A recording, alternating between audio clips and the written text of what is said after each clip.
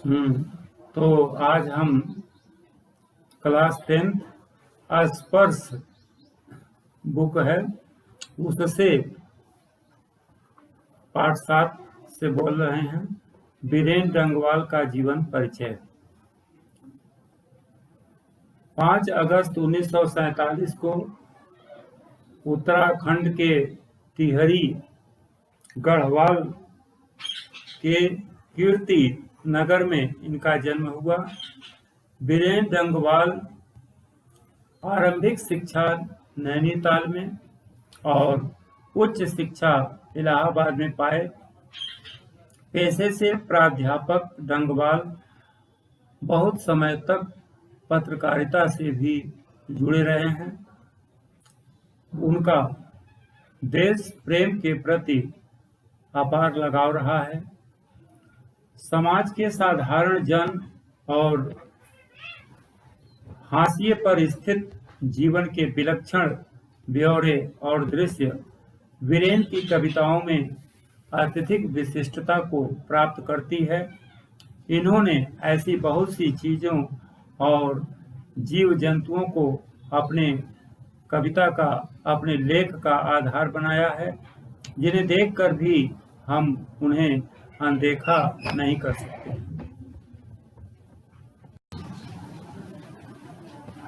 उनकी रचनाओं को कोई अनदेखा नहीं कर सकता है और एक बार उनकी रचनाओं को सुन करके बिना पढ़े रहा भी नहीं जा सकता। बीरेन के अब तक 2 कविताएं संग्रह इसी दुनिया में और दुष्चक्र में प्रकाशित हो चुके हैं।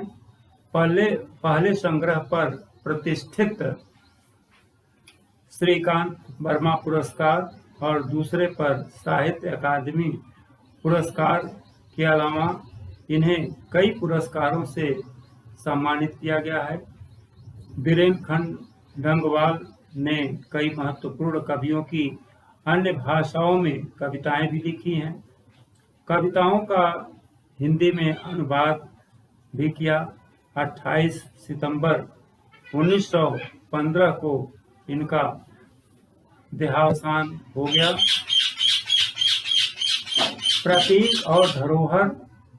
प्रतीक और धरोहर 2 किस्म की हुआ करती हैं रचनाएं। एक वे जिन्हें देखकर या जिनके बारे में जानकर अपने देश और समाज की उपलब्धियों का आभास होता है, और दूसरे में जो हमें बताते हैं कि हमारे पूर्वजों से कब क्या चूक हुई, इसके पहले जब देश हमारा आज़ाद नहीं हुआ था, उसके पहले, जिसके परिणाम स्वरूप देश की कई पीढ़ियों की दास्तां सहनी पड़ी और दारुण दुख और दमन हमारे देश को झेलना पड़ा। इसका बहुत ही सुंदर वर्णन बीरेन डंगवाल ने किया है। इस पाठ में हमें यह याद दिलाया जाता है कि कभी ईस्ट इंडिया कंपनी भारत में व्यापार करने के इरादे से आई थी। भारत में उसका स्वागत भी किया गया था, लेकिन करते करते वह हमारी शासन बन बैठी, अपना अधिकार जमा बैठी। उसने कुछ बाग बनवाए तो कुछ तोपें भी तैयार की। उन तोपों ने इस देश को फिर से आज़ाद कराने का सपना साकार करने निकले। जाबाजों को मौत के घाट उतारा, पर एक दिन ऐसा हुआ, देखने का दृढ़ निश्चय किया, क्योंकि अंग्रेज हम लोगों को पूरी तरह से परेशान करते थे, हमेशा अपना ही वर्चस्व कायम करना चाहते थे। तोप को निस्तेज कर दिया, फिर भी हमें उन प्रतीकों के बहाने पर यह याद होगा कि भविष्य में कोई कंपनी यहाँ पांव न रखे, क्योंकि पांव रखने का मतलब यह होता है कि हम उसके अधीन हो जाते हैं। और तब तक हमारे दिलों में हरे हैं वह भाव, देश प्रेम के भाव। भले ही अंत में उनकी तोप भी उसी काम क्यों न आए जिस काम में इस पाठ में तोप आ रही है। अब तोप के बारे में हम आपको अर्थ बताने जा रहे हैं, ध्यान देंगे। कंपनी बाग के मुहाने पर धर रखी गई है यह 1857 की तोप। इसकी होती है बड़ी संभाल, विरासत में मिले कंपनी बाग की तरह साल में चमकाई जाती है 2 बार।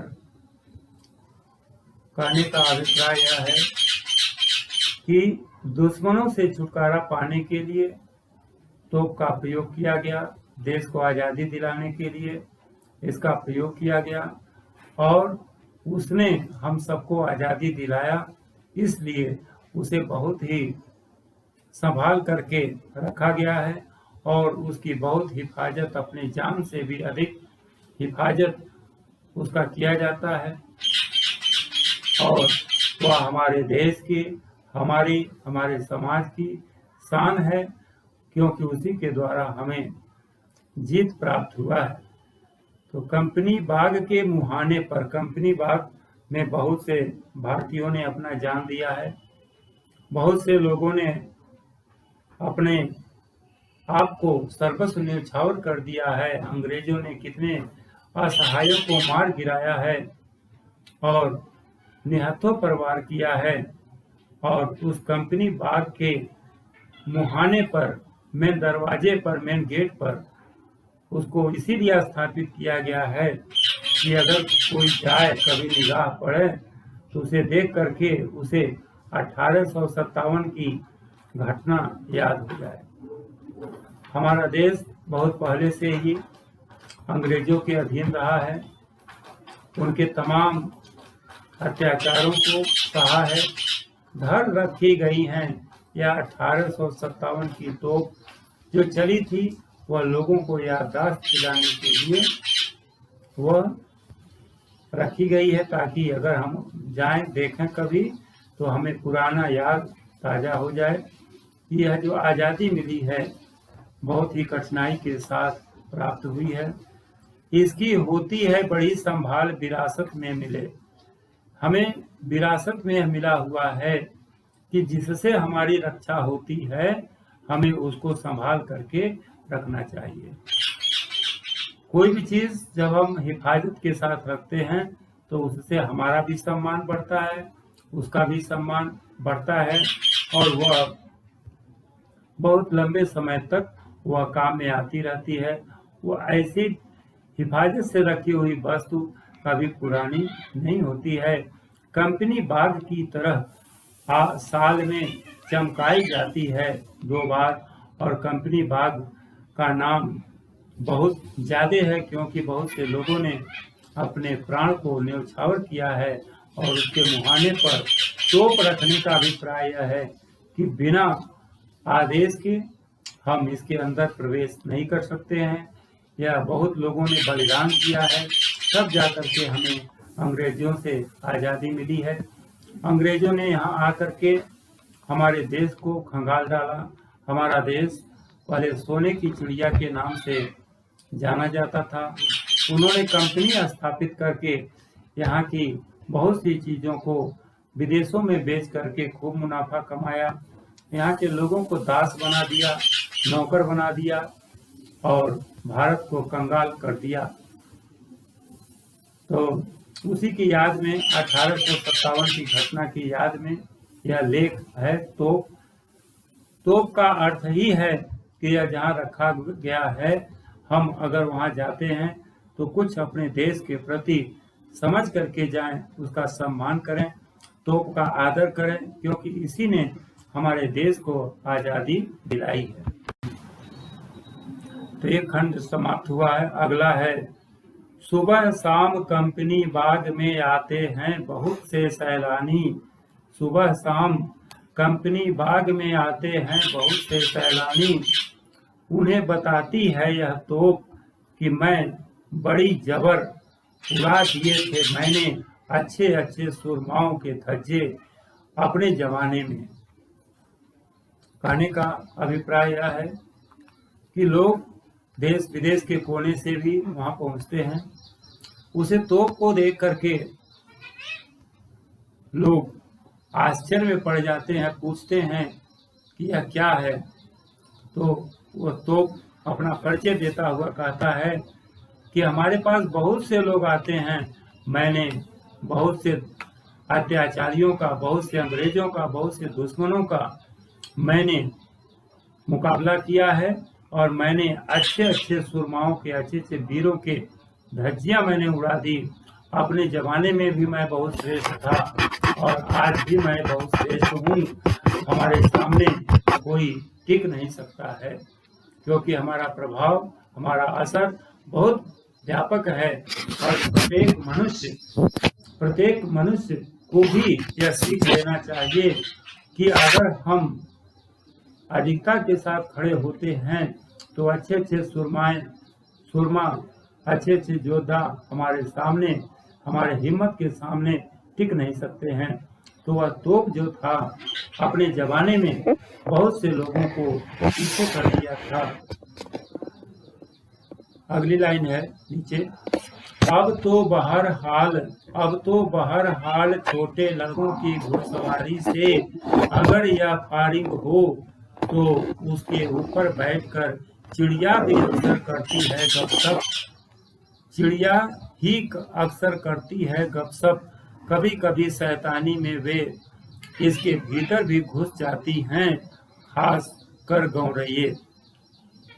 कहने का अभिप्राय यह है, कम से कम वाक्यों में समझने का प्रयास करें कि पहले उसने कुछ ऐसा कर दिखाया, उस तोप ने अच्छे अच्छे सुरमाओं के पसीने छुड़ा दिए, लेकिन आज लड़ाइयाँ नहीं हो रही हैं। चारों तरफ सर्वे भवन्तु सुखिनः का प्रसारण चल रहा है, विचार चल रहा है, लोग उसका सम्मान करते हैं।